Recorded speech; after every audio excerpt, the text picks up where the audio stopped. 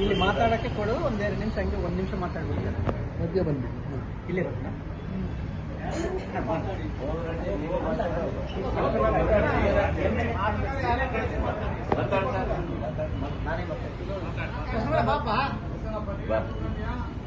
Hello sir, ನಮಸ್ಕಾರಗಳು.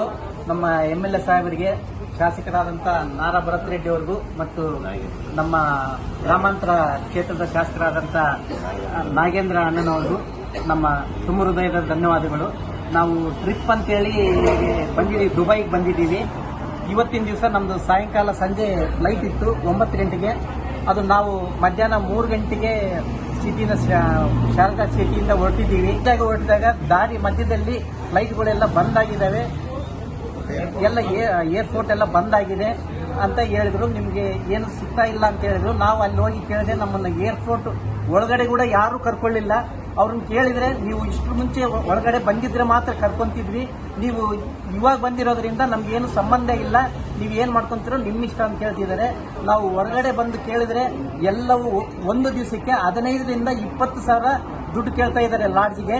ಆದ್ರೂ ದುಡ್ಡು ಕೂಡ ನಾವೆಲ್ಲ ಟ್ರಿಪ್ ಮಾಡಿರೋದ್ರಿಂದ ಇವತ್ತು ಕೊನೆ ದಿವಸ ಆಗಿರೋದ್ರಿಂದ ನಮ್ಮ ಹತ್ರ ಯಾರ ಹತ್ರನೂ ಕೂಡ ದುಡ್ಡು ಕೂಡ ಇಲ್ಲ.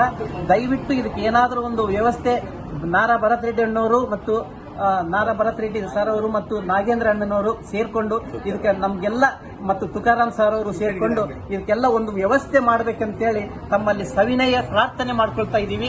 ಇಷ್ಟು ಜನ 50 ಜನ ಬಂದಿದ್ದೀವಿ ನಾವು.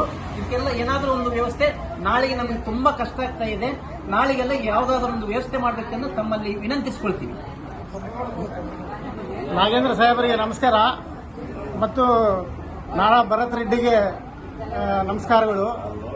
ಈಗ ನಮ್ಮ ಅವ್ಯವಸ್ಥೆ ಬಗ್ಗೆ ಈಗಾಗಲೇ ನಮ್ಮ ಬ್ರದರ್ ಕೋಟ್ರೆಡ್ಡಿ ಎಲ್ಲ ಎಕ್ಸ್ಪ್ಲೈನ್ ಮಾಡಿದ್ದಾರೆ.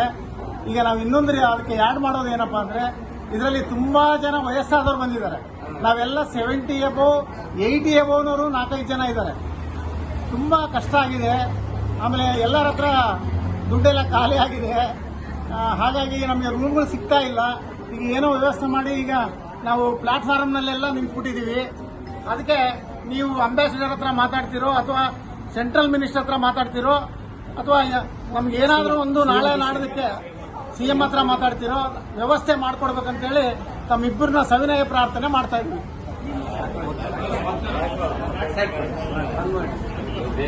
ಇನ್ನಷ್ಟು ಹೆಚ್ಚಿನ ಮಾಹಿತಿಗಾಗಿ ಫಾಲೋ ಮಾಡಿ ಬ್ರಿಗೇಡ್ ನ್ಯೂಸ್ ಕನ್ನಡ.